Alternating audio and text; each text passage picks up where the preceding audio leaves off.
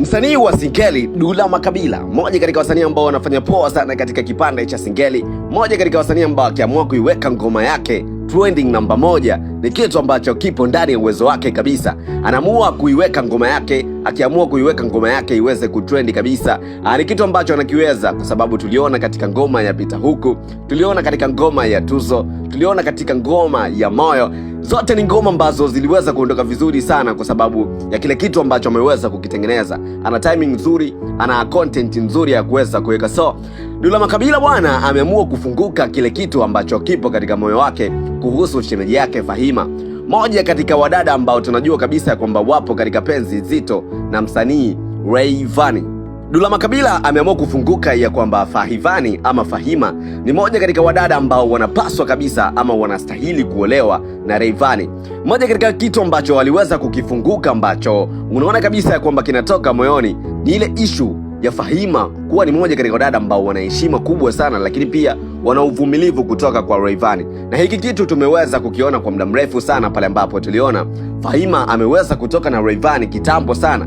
Aliweza kuingia katika mahusiano naye kwa muda mrefu, lakini hapa katikati kuna vitu vingi ambavyo vimeweza kutokea. Ingetokea kama ni mwanamke ambaye ana moyo au ambao sio wasubira sana, angeweza kumove on. Tuliona katika kipindi ambacho Rayvanny alikuwa katika mahusiano mazito kabisa na mwanadada Paula ambaye kwa sasa yupo katika penzi zito ama penzi fulani hivi ambalo linafanana na ndoa na mwanamuziki Mario.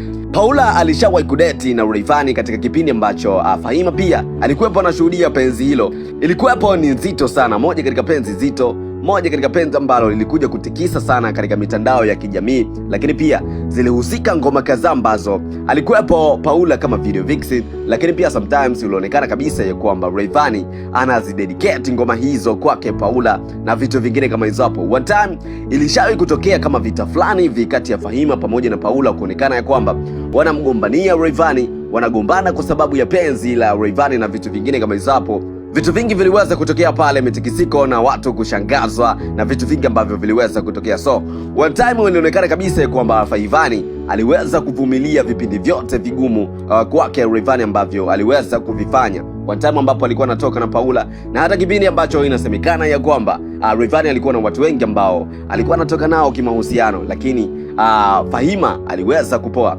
Tuliona katika ngoma ya Dula Makabila ambayo inajulikana kama Tuzo, aliweza kumpa tuzo Fahima, tuzo ya kumvumilia kuku kutoka bandani kwenda kudhurula mpaka jioni ameweza kurudi bandani.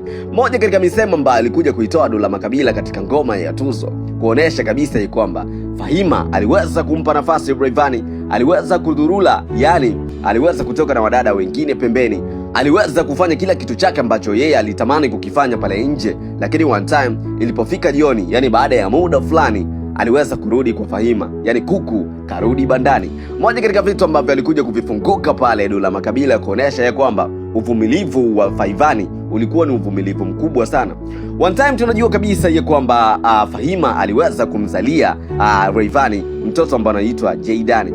Mmoja katika madogo ambao wapo pale katika mitandao, ni moja katika madogo ambao wanamweka mitandaoni, anajulikana vizuri kabisa kuonesha ya kwamba yule ni mtoto wa Rayvanny. So ni moja katika baraka nzito kabisa ambazo zinatafsirika kwake Rayvanny kuonesha ya kwamba Fahima ni moja katika wadada ambao wameweza kumzalia mtoto, na ni kitu ambacho wanaume wengi wanapenda. Yani watu wengi wana ile perception ya kwamba ukimzalia mtoto wa kiume basi ataweza kukupenda kabisa. So lile jembe Jaydan limeweza kuchangia kwa namna fulani hivi Rayvanny bado kustiki kwake Fahima.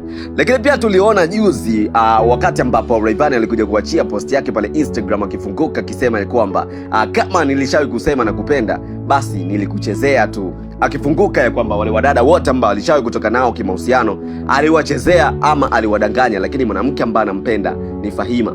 Moja katika wadada ambao ni warembo, moja katika wadada ambao ni wapole sana, lakini pia wanampenda kiukweli Rayvanny ni mwanadada Fahima, na watu wengi wanajua hivyo. So Dula Makabila aliweza kutoa la moyoni mwake akifunguka kisema ya kwamba ni moja katika mashemeji zake ambao anawakubali sana na anatamani hata kesho Rayvanny aweze kumwoa.